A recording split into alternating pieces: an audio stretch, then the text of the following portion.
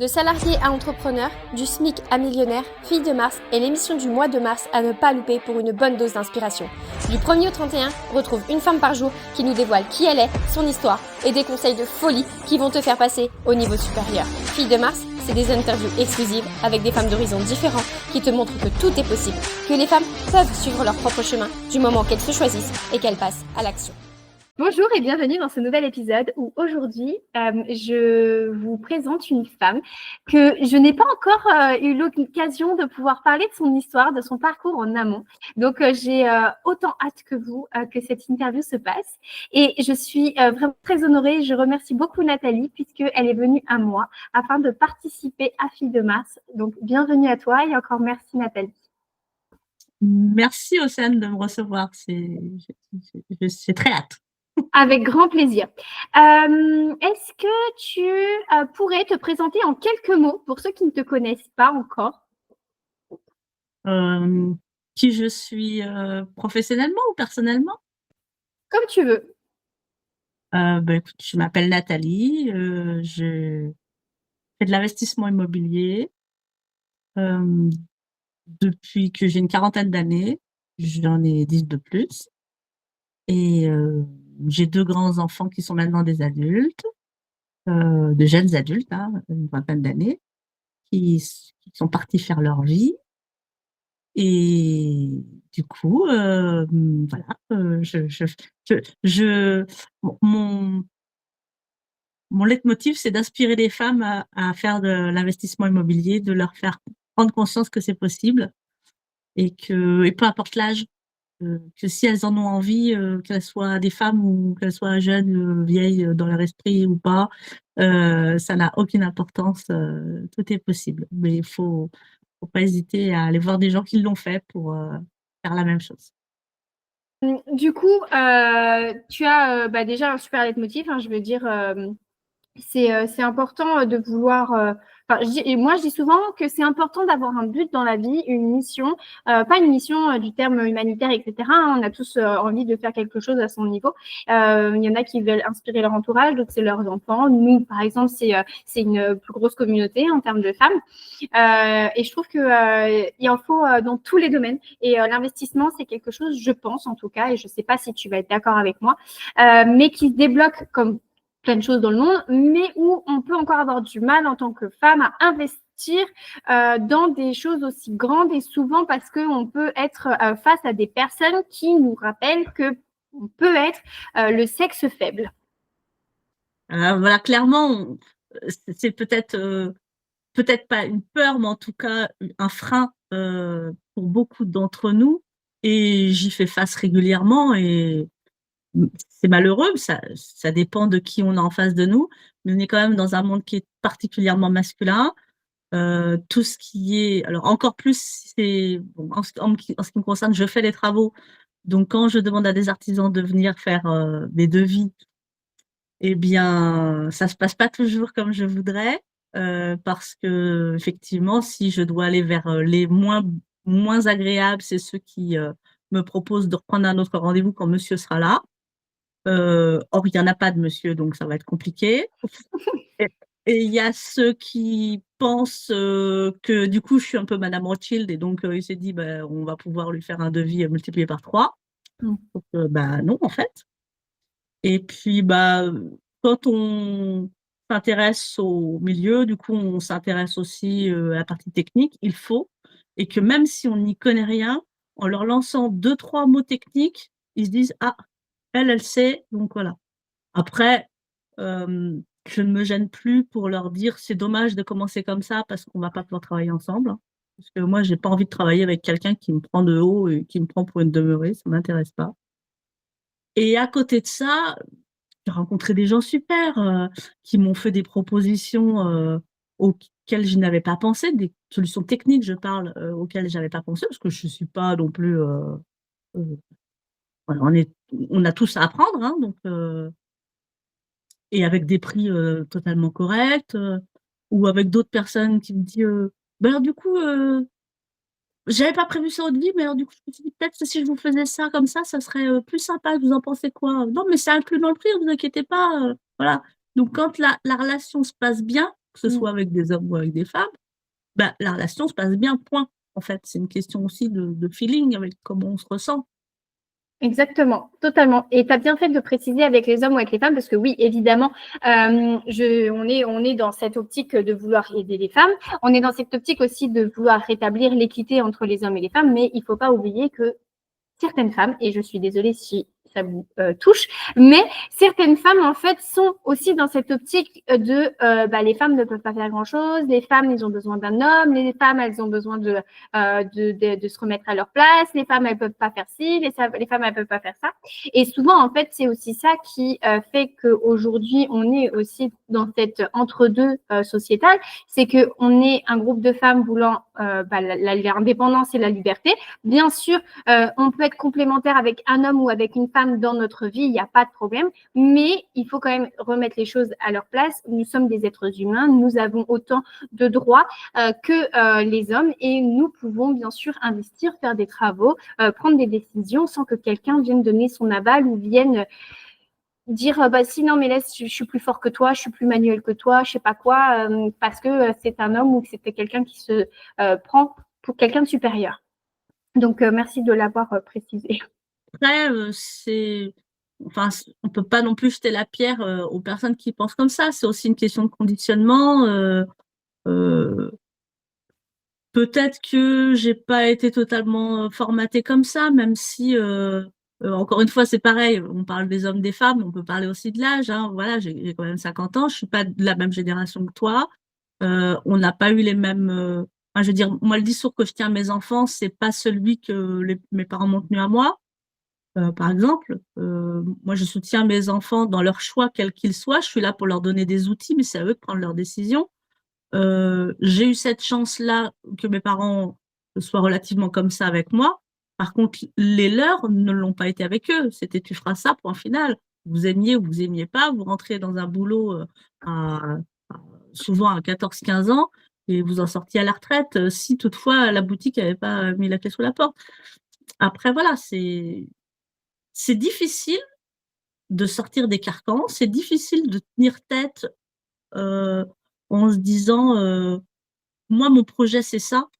Moi, mon projet, c'est d'aider les femmes à investir dans l'immobilier parce que je sais que les problématiques, pour l'avoir vécu, que les problématiques de femmes ne sont pas les mêmes que celles des hommes, de manière générale, évidemment. Je ne veux pas caricaturer qui que ce soit.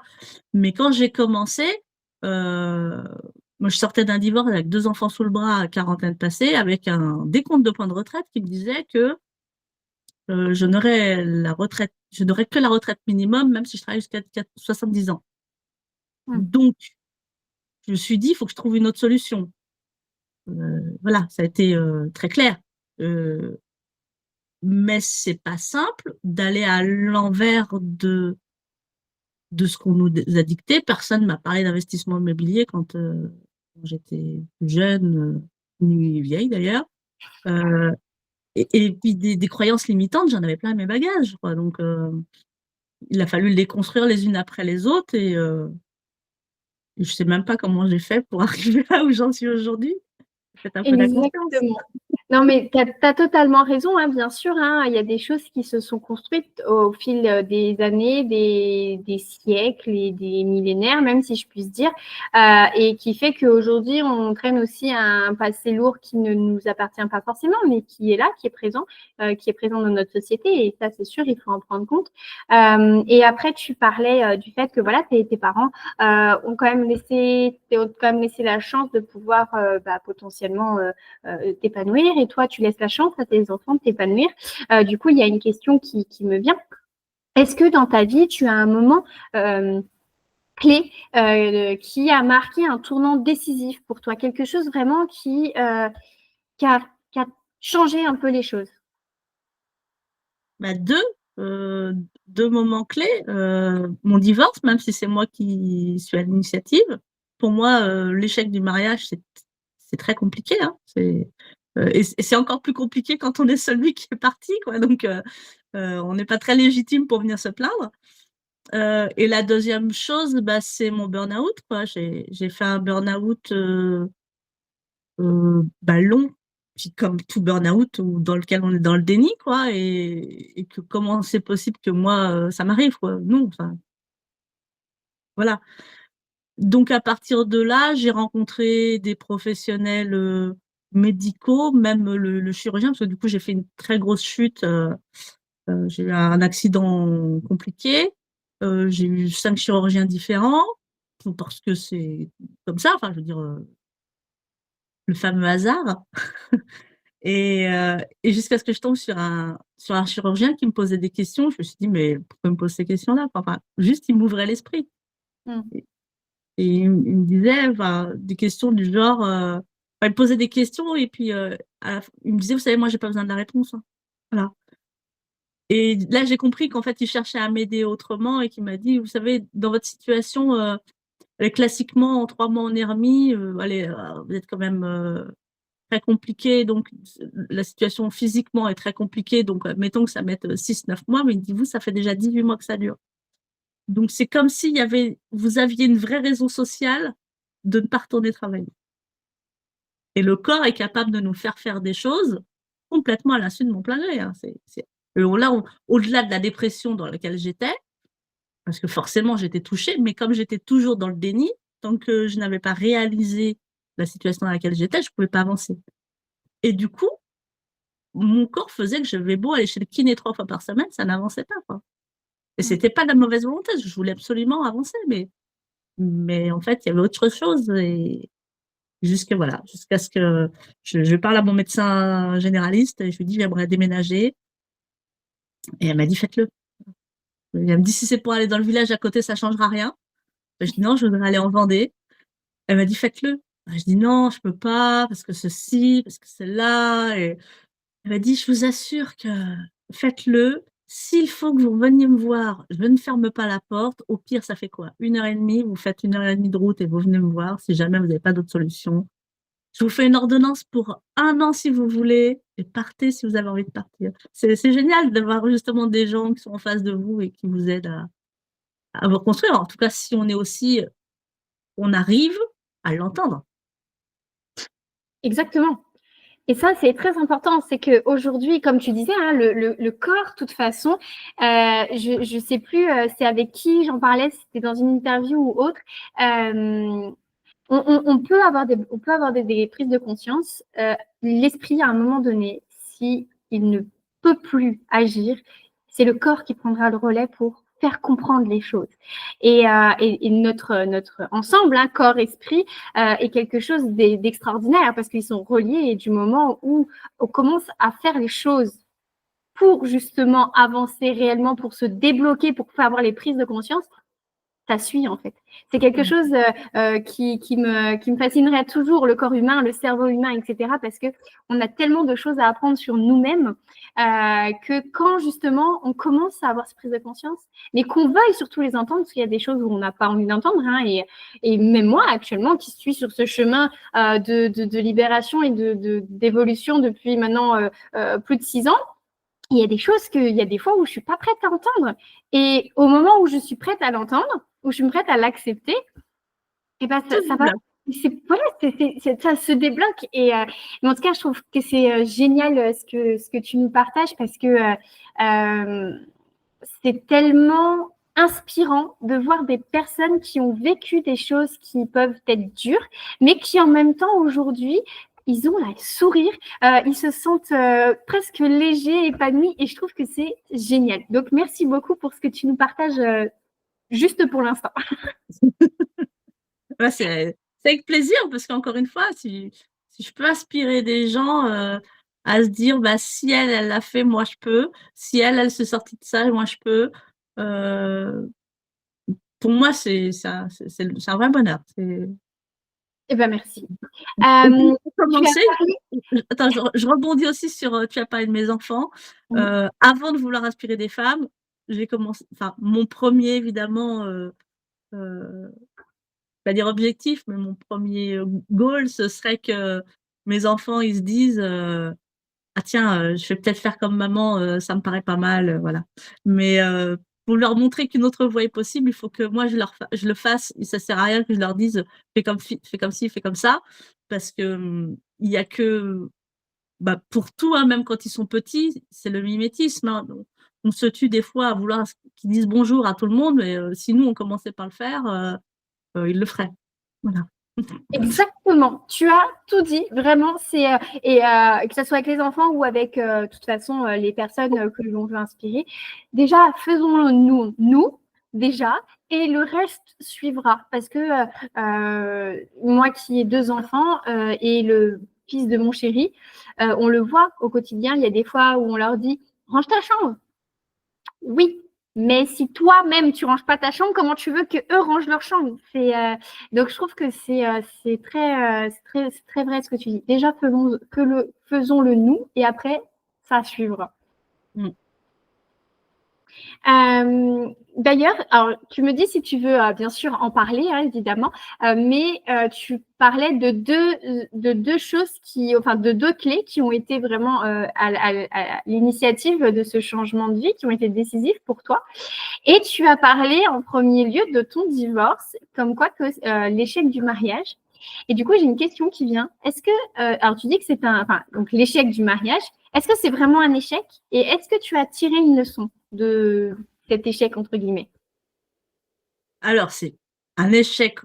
Alors, je vais t'expliquer pourquoi je considère que c'est un échec et pourquoi c'en est pas un. Alors, je considère que c'est un échec puisque je me suis mariée pour le meilleur et pour le pire avec l'homme de ma vie qui, je pense, restera l'homme de ma vie, même si je ne me ferme pas la porte sur le fait que je puisse rencontrer d'autres personnes, évidemment. Euh, mais enfin, quand on a passé 15 ans avec quelqu'un, c'est pas juste pour faire plaisir. Voilà. C'est parce qu'on partage des choses. C'est peut-être plus ce symbole du foyer, papa, maman et 2 enfants. Tu vois, c'est peut-être plus le symbole du foyer. J'ai cette sensation d'échec du mariage, de ne pas avoir réussi mon mariage. Et si j'ai pas réussi mon mariage, j'ai au moins réussi mon divorce. Puisque puisqu'on a toujours fait en sorte de rester, on s'est mis d'accord sur le fait qu'on resterait les parents de nos enfants. Donc, on fait en sorte de jamais euh, dire du mal de l'autre parent, même si on n'en pense pas moins. Euh, et même, même encore, je veux dire, quand parfois les enfants me partagent quelque chose sur papa, moi j'ai mon ressenti, euh, mais je les laisse voir eux-mêmes et je n'ai qu'une hâte, c'est que je pense faux en fait. Après, ils se feront leur propre opinion de ça, ils apprendront à croire ou à pas croire ce qui leur a été dit, mais c'est pas de mon ressort, c'est à eux de le faire. Ça, malheureusement, on veut les protéger, mais c'est à eux de se faire leurs propres expériences pour pouvoir comprendre. Et donc, sinon, eh bien, ça m'a permis d'avoir des enfants épanouis, qui ne l'étaient pas quand on était en couple, épanouis déjà scolairement, puisqu'en fait, j'en avais un des 2 qui voulait se déscolariser et l'autre qui était un fantôme qui allait à l'école. Bon, bah, c'est compliqué, on peut pas leur souhaiter ça. Ils ont quand même quelques années d'école. Moi, à l'époque, ils avaient 8 et 10 ans. Ils avaient encore le double d'école à faire. Je ne pouvais pas leur imposer ce calvaire qu'ils vivaient tous les jours. À l'époque, j'avais proposé à mon ex-mari qu'on les change de collège. C'était pas au programme. Ben, je dis, bah, c'est pas grave, je pars avec eux. Et donc, comme j'avais déjà envie de partir, euh, j'étais déjà partie d'ailleurs. J'ai fini par changer de département. Je les ai fait partie prenante dans leur choix de collège pour qu'ils puissent s'investir vraiment. Et puis, je suis passée, par exemple, pour mon fils, d'un enfant qui voulait se déscolariser à un brevet avec mention. Donc, c'était pas les connaissances le problème, c'était l'équilibre. Et pour ma fille, c'était une jeune fille qui allait à l'école comme un fantôme et qui a trouvé une raison, bon gré mal gré, parce que elle a pas très envie, elle a envie de faire des choses, une activité et pas de suivre des cours. Mais après, on est tous différents face à la scolarité et le principal, c'est qu'elle l'ait moins subi qu'elle ne le subissait. Donc ça, c'est un premier volet de la réussite de mon divorce. Un des volets, c'est qu'ils s'entendent avec leur papa et qu'ils continuent à le voir. Et ça me va très bien, parce que c'est pas une personne. Je n'ai pas craint pour ma vie hein, avec cet homme-là, donc il n'y a pas de raison que je les empêche de voir leur papa. Et c'est très important pour leur évolution. Mhm. Encore une fois, ça n'est que mon avis. Et chaque situation est différente. Exactement. Et voilà quoi. Donc, et je n'aurais jamais investi, je n'aurais jamais aujourd'hui cherché à inspirer des femmes si j'étais restée dans le couple dans lequel j'étais, dans lequel je trouvais que j'avais trop de chaînes. Mm. Certainement que des chaînes mentales, et j'étais certainement la responsable de mes chaînes mentales. Pour soit clair, je ne remets pas la question non plus sur lui, mais étant donné que j'étais dans ce schéma parental bien carré, bien mis dans une case, euh, je pense que j'étais loin de faire ce que je fais aujourd'hui. Voilà. Je comprends totalement. Et bravo à toi. Bravo à toi d'être passé à l'action, de t'être choisi, d'avoir choisi tes enfants, d'avoir pris conscience que ce couple n'était peut-être pas la place qu'il te fallait. Déjà, bravo vraiment. Merci d'en avoir partagé avec nous aussi, parce que c'est pour ça que des fois, je pose des questions de est-ce que tu es d'accord. C'est très important pour moi de pas non plus vous mettre mal à l'aise pour mes intervenantes quand même. Mais en tout cas, bravo à toi. Et du coup, donc, comme tu disais tout à l'heure, hein, tu es d'une autre génération que la mienne. Moi, j'ai 27 ans, donc je pense que tu as au moins 50, 55, 52. 50. Ok. Et du coup, tu as une vie plus longue du coup que la mienne actuellement. Est-ce que tu as ressenti une fois ou plusieurs fois un vrai sentiment d'épanouissement et c'était lequel?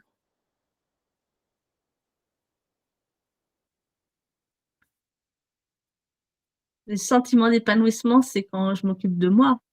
Mhm. C'est quand je résous.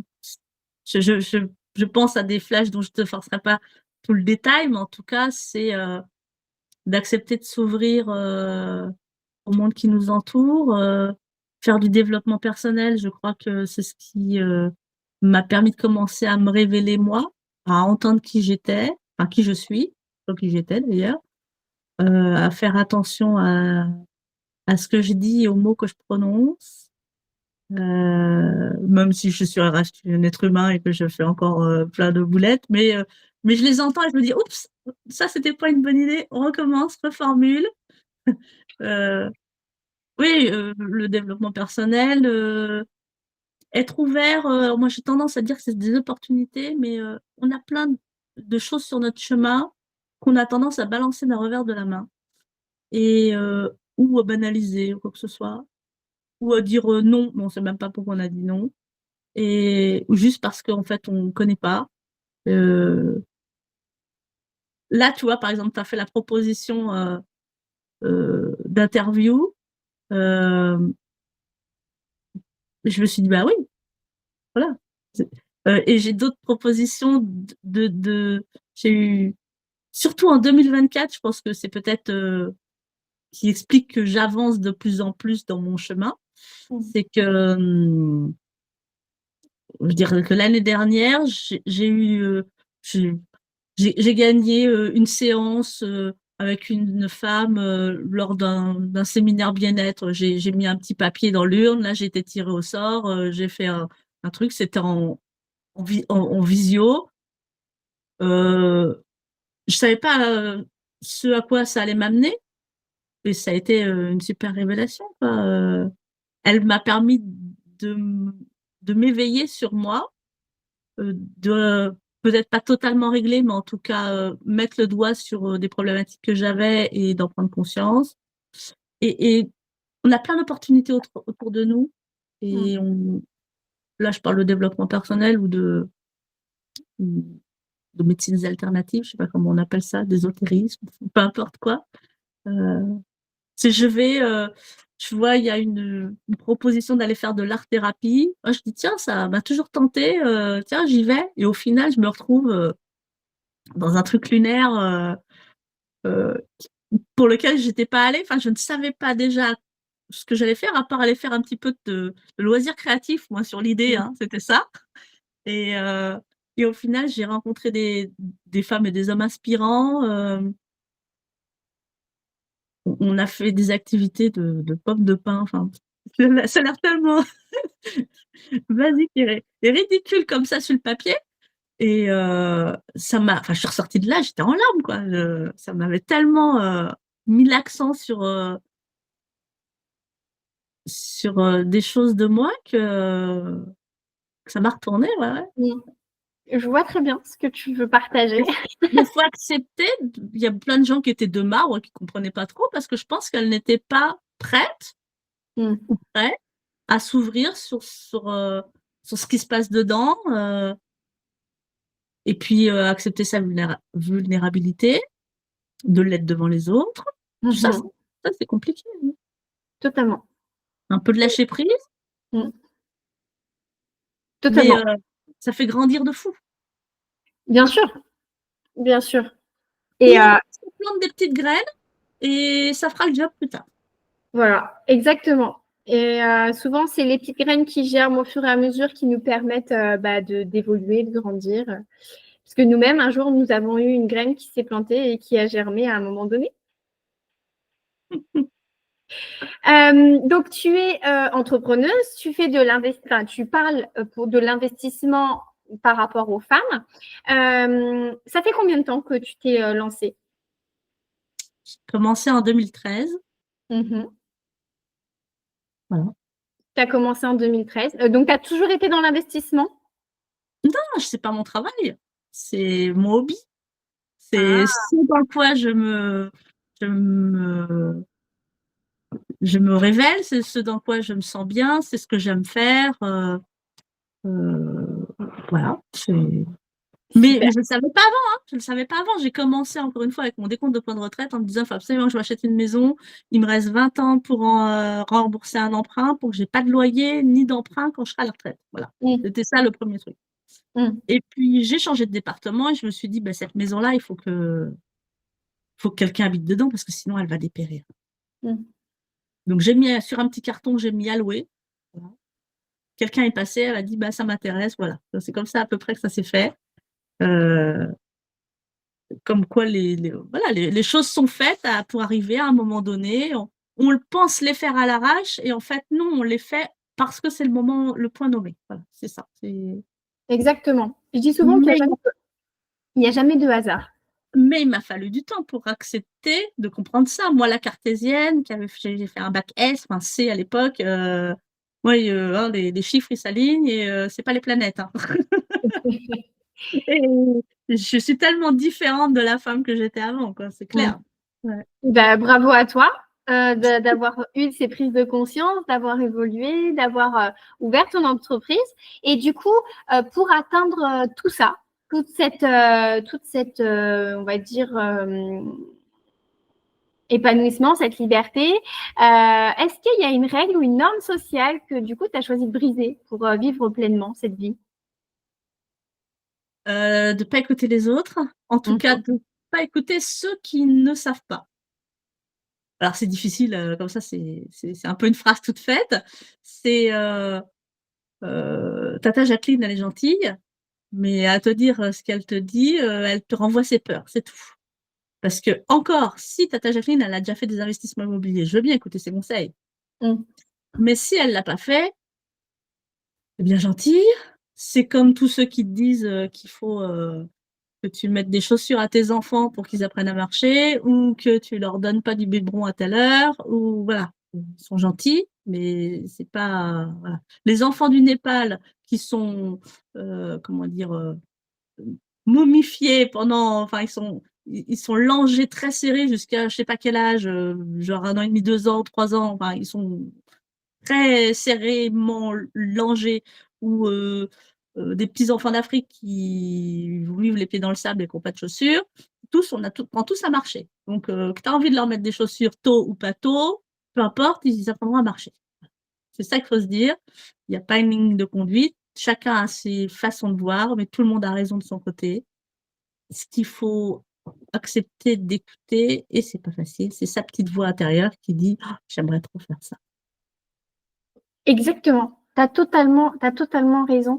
Tu totalement raison. Et du coup, en parlant de point de vue, en parlant de ligne, il n'y a pas de ligne de conduite et tout ça, ça me fait penser, est-ce que tu aurais un message que tu aimerais transmettre aux femmes qui écoutent ou regardent cette émission? qu'elles ont des rêves à l'intérieur d'elles et qu'il faut qu'elles laissent parler leurs rêves. Il y a un truc qui m'a choquée, marquée, je sais pas comment on peut dire, c'est que ce qui fait que quand les gens sont en fin de vie, leurs regrets, ils portent sur ce qu'ils n'ont pas fait. Ils portent pas sur ce qu'ils ont fait, qu'ils auraient pas dû faire, qu'ils ont mal fait, comme mon mariage que j'ai échoué, enfin que j'ai la sensation d'avoir échoué mon mariage. Ça, c'est une chose. Ce sera peut-être pas le plus gros regret. Mon plus gros regret serait été de faire quelque chose que je n'ai pas fait. Et les personnes qui sont en fin de vie, leur regret, c'est de ne pas avoir fait quelque chose, d'avoir rêvé de faire quelque chose qu'ils n'ont pas fait. Et rêver quelque chose, c'est pas forcément monter l'Everest ou que sais-je, ou faire de l'investissement immobilier pour ceux que ça intéresse pas. Réaliser ses rêves, ça peut aller dans un endroit qu'on a toujours rêvé d'aller, qui a 30 kilomètres de chez soi, mais qu'on n'osait pas parce que ça se fait pas, parce que je sais pas quoi, peu importe. C'est jouer au foot si tu es une fille et que tu te dis ah bah non, je peux pas. Bon, maintenant c'est de plus en plus démocratisé, donc ça rentre pas dans la ligne de compte, mais voilà. C'est qu'est-ce qui te fait envie et te dire bah même si les autres ils trouvent que c'est nul ou bah voilà. Moi j'ai encore plein de gens qui me disent va trouver un vrai travail, hein, voilà. C'est pas grave. Je comprends qu'ils soient dans leur schéma, quoi. Maintenant, c'est vrai que c'est parfois inconfortable ce que je fais, mais on grandit aussi dans l'inconfort. Ça fait beaucoup de conseils en une seule question, ça, non? Moi, ça me va, hein. Tu sais, personnellement, tant que tu inspires et tant que tu impactes, c'est le seul but de cette émission. Donc, Ouais, de ne pas avoir de regrets. C'est ça.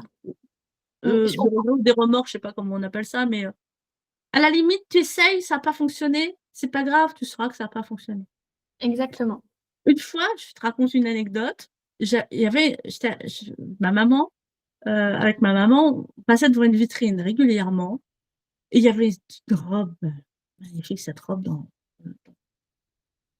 la vitrine. Et puis elle voyait bien que j'avais les yeux. Elle m'a dit, bah, viens, on va l'essayer. J'ai dit non, rends compte le prix, enfin, non, viens, on va l'essayer. Bon, elle a fini par me convaincre de l'essayer, qu'il ne m'allait pas du tout. Cette robe ne m'allait pas du tout. La coupe, la couleur, rien n'allait. Et ben du coup, j'ai pas le regret de ne jamais avoir acheté cette robe parce que de toute façon, elle me va pas. Donc là, c'est réglé. Si j'avais continué à passer devant cette vitrine, je me serais dit ah cette robe, elle était magnifique. Et du coup, j'aurais le regret de ne pas l'avoir essayé, de ne pas l'avoir acheté, de pas. Et donc c'est ça, faut pas être dans le regret. Il y a un truc qui te fait envie, fais-le. Si ça marche pas, ben c'est pas grave. Et au pire, qu'est-ce qui va t'arriver? Totalement. Exactement. Bravo, bravo à toi. Merci de nous avoir partagé ce conseil parce que c'est vrai, hein, les derniers instants de vie, la seule chose à laquelle on pense, c'est ah là là, si j'avais su, j'aurais fait ça. Ah, puis si j'avais su, j'aurais fait ça. Mais le problème, c'est que c'est trop tard. Et souvent, on oublie que la vie, c'est maintenant qu'elle se vit et c'est pas dans 10, 20, 30, 40, 50 ans. C'est aujourd'hui, quoi.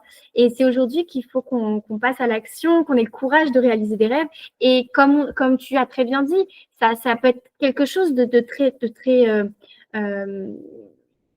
très simple en fait, aller visiter un lieu, aller rencontrer des gens quelque part, aller potentiellement, je sais pas, faire une formation, faire un cours de danse, peu importe.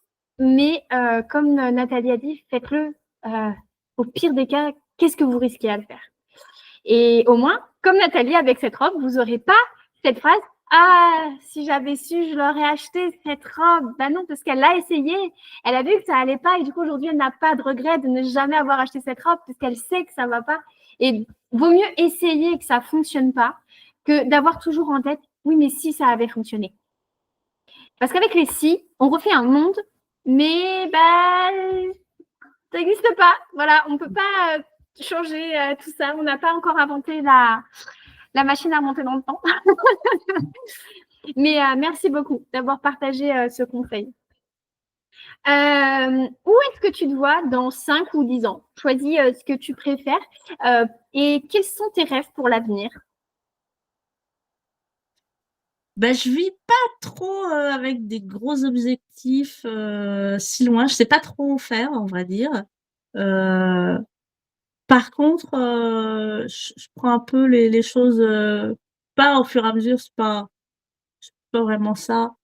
Tu vois, quand j'ai commencé avec ma première maison là, que je suis partie dans un autre département, que j'ai mis quelqu'un en location dedans, j'ai fait ça, là, hein, à la one again, comme on dit. Je me suis dit, non, mais ça se trouve, je fais pas les trucs bien, il faut que je me forme là-dessus. Donc, je me suis formée. Je me suis dit, bah, allez,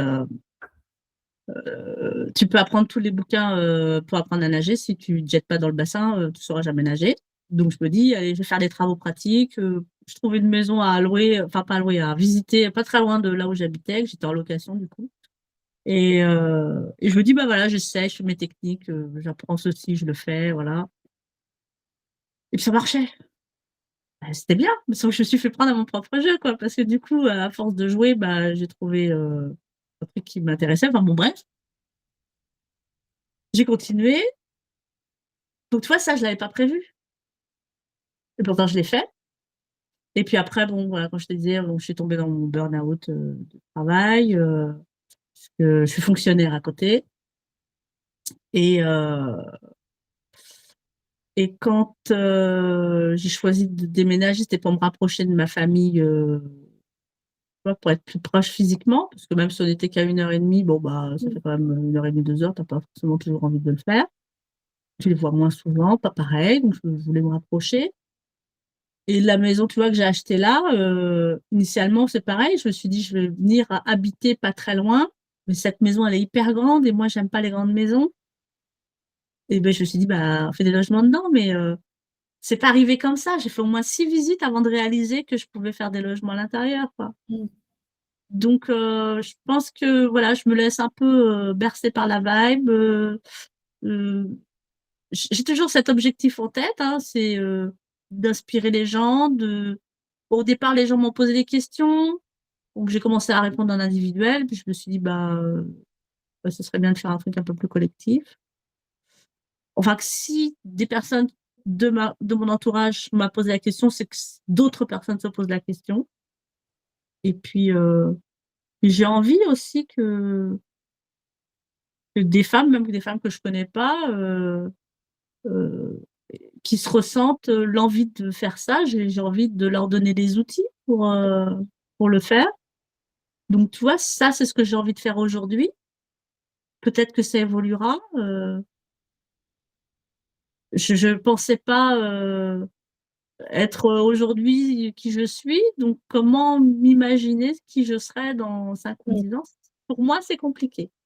Ok, Mais par contre, je me laisse bercer par mes envies, si tant est qu'elles soient, tu vois, cadrées un minimum, hein. Tu vois, mm. je ne sais pas, j'habiterai peut-être même plus là, tu vois, j'en sais rien. Aujourd'hui, j'ai envie d'être ici, je me sens bien, je suis apaisée, j'ai des projets qui m'intéressent et je veux continuer à faire des choses qui m'intéressent. Donc, ça va être peut-être en fonction des gens que je rencontrerai, des ouvertures que j'aurai, des propositions, j'en sais rien, des opportunités. Mm. Bah, je trouve que c'est un super objectif, moi, de suivre sa vie suivant ses envies. C'est quelque chose qu'on devrait faire de plus en plus, je trouve. On se sent tellement mieux quand on fait des choses qu'on a envie de faire que quand on est obligé de les faire et qu'on n'a pas envie de les faire.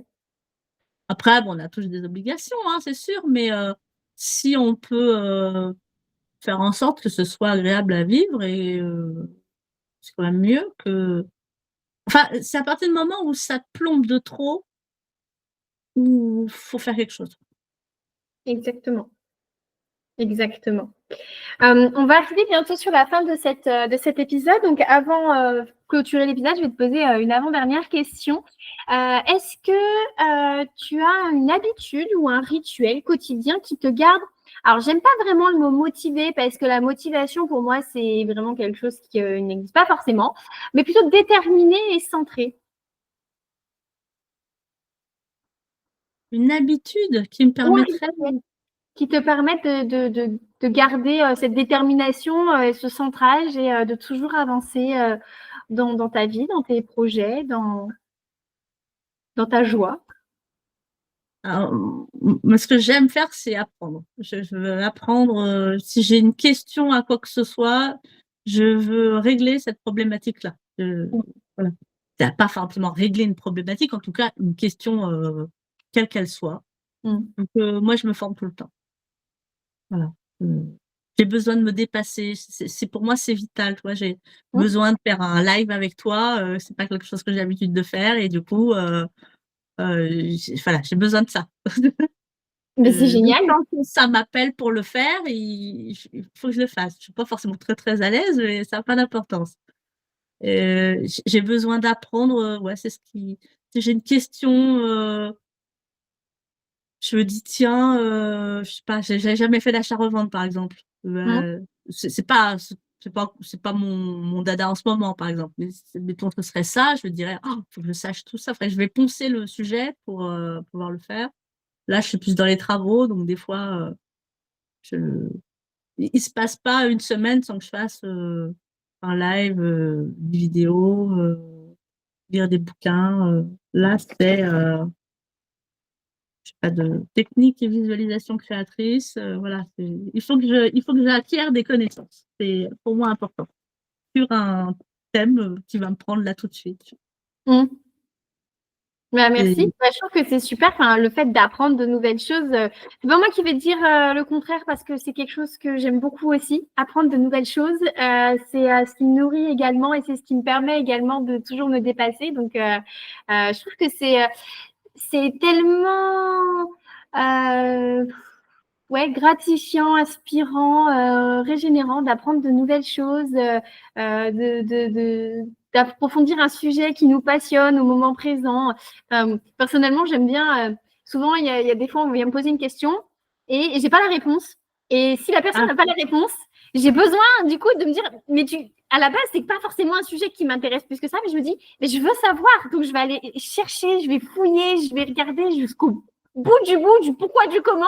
Et après, je me dis, ça va, maintenant je me sens bien, je peux aller me poser. vraiment, c'est fou, hein. Des questions qui sont pas du tout existentielles en plus, hein. Là, on parlait Exactement. de je sais pas, j'ai vu, parce que donc comme mes maisons sont devenues des gîtes, j'ai vu une annonce sur un autre gîte qui avait l'air super sympa avec un nom que je connaissais pas. Là, fallait que je regarde où c'était sur la carte, combien d'habitants, enfin bon.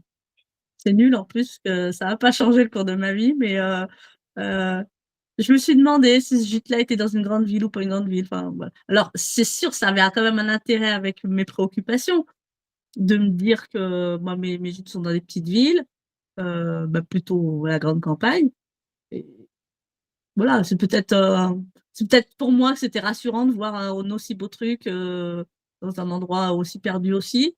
Je sais pas. Bon bref, j'ai Ouais, je besoin comprends. aussi de répondre à des questions, Mais je comprends totalement. Hein. Par exemple, hier, mon chéri a regardé une vidéo sur un couple qui rénovait une grange où il n'y avait rien pour en faire une maison magnifique. Et en fait, dans la vidéo, ils ont expliqué qu'ils ont fait un étage en béton. Et moi, bien sûr, dans mon esprit très concret, je me dis, mais comment c'est possible? Et du coup, il essaie de m'expliquer, il voyait que je ne comprenais pas. Du coup, il a cherché une vidéo et du coup, il m'a expliqué comment que ça se passait.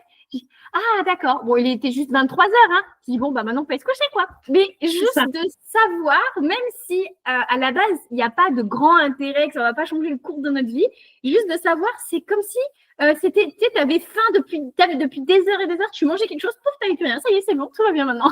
Même, je pense qu'on notre cerveau il a besoin d'être alimenté de cette manière Exactement. et voilà. Il y a aussi un autre truc qui m'alimente, c'est la Mhm. conversation avec les gens. Je Mhm. je crois je crois profondément même que toutes les rencontres qu'on fait, elles ne sont pas faites par hasard, qu'on peut inspirer les gens qu'on rencontre, mais aussi qu'eux, ils nous inspirent, mais pour ça, faut discuter avec eux et on sait pas toujours heu, pourquoi cette rencontre-là va nous apporter quelque chose. Même peut-être que la personne qui est en face, elle ne sait pas non plus qu'est-ce que ça va lui apporter, qu'elle ne te le dira jamais, donc tu le sauras jamais. Mais je crois qu'on inspire tous les gens qu'on a autour de nous et qu'on a toujours quelque chose à apprendre, des autres, voilà. Totalement. Je suis Même, totalement d'accord avec toi. pas des gros trucs, hein, mais, une manière de penser, de j'avais pas vu ça comme ça. Mm. Je ne suis pas toujours d'accord. Encore une fois, on n'est pas obligé d'être toujours d'accord avec la personne avec laquelle on discute, mais peut nous ouvrir l'esprit sur des Totalement. situations. Voilà. Totalement. Je suis totalement d'accord avec toi. J'ai la même vision que toi. Chaque personne qu'on rencontre dans notre vie, que ça soit à petite ou grande échelle, elle est là pour nous apporter quelque chose. Peut-être que sur le moment présent, on ne sait pas quoi. Et peut-être qu'une semaine ou un an après, on va repenser à cette personne et en fait, ce qu'elle nous aura dit ou ce qu'elle aura juste fait, nous aura dit, ah, mais oui, mais en fait, elle avait tellement raison. Et parfois, sur le coup, on ne le sait pas, et puis plus tard, on le sait, et on passe jamais dans la vie de quelqu'un par hasard. Il y a toujours quelque chose qui fait que si on y passe, c'est pour apprendre quelque chose. Comment peut-être on le saura jamais, mais c'est pour nous apprendre quelque chose. Donc, totalement d'accord avec toi. On va terminer cette interview par une question. Et c'est la petite nouveauté de la saison. C'est que j'ai envie vraiment de faire des déclics à travers Filles de Mars. Alors, soit ça va te challenger toi, soit ça va nous challenger nous. Mais en tout cas, la réponse t'appartient et sans toi libre d'y répondre comme tu veux. Donc, la question aujourd'hui, c'est selon toi, qu'est-ce qui freine encore les femmes aujourd'hui? Les croyances qu'on nous a inculquées à l'insu de notre plein gré, comme on dit. Qu'est-ce qui freine les femmes? C'est de ne pas se sentir à la hauteur, c'est de se dévaloriser. Je dis ça en connaissance de cause, hein. Je suis encore loin d'avoir tout effacé mes croyances limitantes. Je suis sur toujours, ça s'appelle un chemin de toute façon, hein. Je peux pas faire ça, c'est pas un claquement de doigts. Je pense que faut d'abord qu'on s'éveille à nos croyances. Parce qu'on en a plein qu'on veut certainement pas entendre. Donc, comme on disait tout à l'heure, on n'a peut-être pas envie de le savoir d'ailleurs. Et que, voilà, je pense qu'on a été formaté par un schéma de pensée et de culture. Et qu'on peut briser ça, ou en tout cas l'atténuer pour nous permettre de passer à l'action vers des choses qui nous rendent plus heureuses. Totalement. Ben, merci. Merci d'avoir partagé cette dernière réflexion avec nous. Moi, je te remercie encore d'avoir accepté d'être intervenante dans cette émission. Je remercie évidemment toutes les auditrices qui nous écoutent aujourd'hui. Si vous avez bien sûr envie d'aller voir Nathalie, son travail, juste parler avec elle, la personne qu'elle est, n'hésitez pas. Je mets tous les liens dans la bio. Et bien sûr, si vous avez envie de répondre à des questions, si vous avez envie de donner votre point de vue par rapport à certaines choses, n'hésitez pas à les mettre en commentaire. On sera ravis de pouvoir vous lire et vous répondre avec Nathalie. Moi, je vais laisser donc la parole pour terminer à Nathalie et je vous remercie. Je vous dis à bientôt dans un nouvel épisode de Filles de Mars. Eh bien, merci Océane de m'avoir reçue. Je suis contente d'avoir partagé ce moment avec toi. Ça m'a aussi un peu challengée et c'est bien. Je trouve que c'est ça qui me fait vivre aussi, tu vois, vivre dans le sens de se sentir vivant. Et puis, moi, c'est pareil, si quelqu'un a quelques questions que ce soit, je suis complètement ouverte à répondre à leurs questions ou même j'ai planté une petite graine dans l'esprit des unes ou des autres ou un petit déclic ou sentiment de libération, je serais super contente. Eh bien, merci beaucoup. À bientôt, Nathalie. Merci, Océane. Bonne journée.